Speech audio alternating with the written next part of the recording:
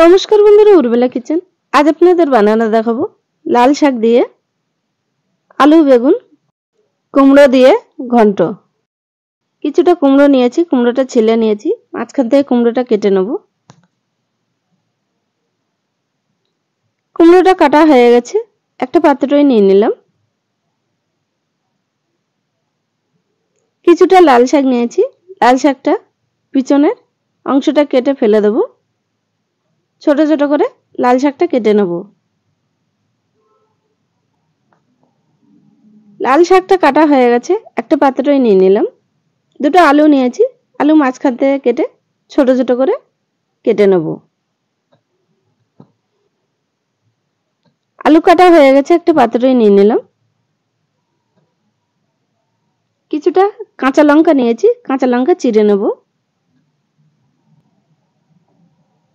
কাঁচা লঙ্কা চেরা হয়ে গেছে, একটা পাত্রই নিয়ে নিলাম।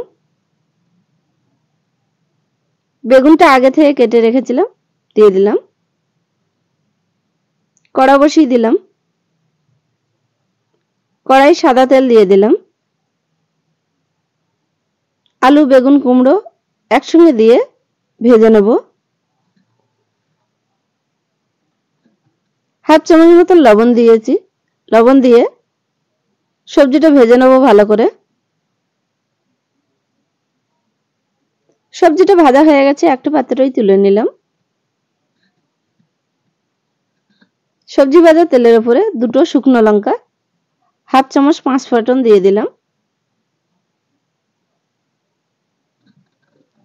কেটে রাখা কাঁচা লঙ্কা দিয়ে দিলাম, দিয়ে একটু ভেজে নেব।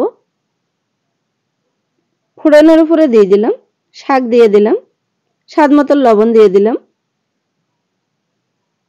দিয়ে একটু নেড়ে দিলাম।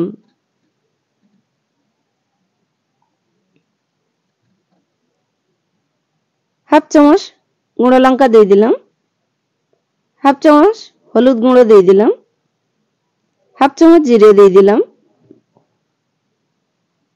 শাক থেকে জল বেরিয়েছে, জলটা প্রায় শুকনো হয়ে এসছে দেখুন।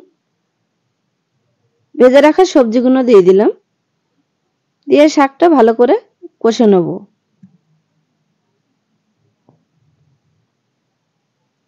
সবজিটা ভালো করে কষা হয়ে গেছে, পরিমাণ মতন জল দিয়ে দিলাম। জল দিয়ে একটু নেড়ে দিলাম। আপনারা চাইলে শাক দিয়ে শাক বড়ি 5 রকম তরকারি দিয়ে বানিয়ে খেতে পারেন। নিরামিষ তরকারি খুব সুন্দর লাগবে খেতে। সবজিটা হয়ে গেছে, লাবিয়ে একটা প্লেটে পরিবেশন করলাম।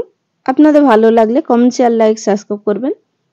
আপনারা ভালো থাকবেন, সুস্থ থাকবেন।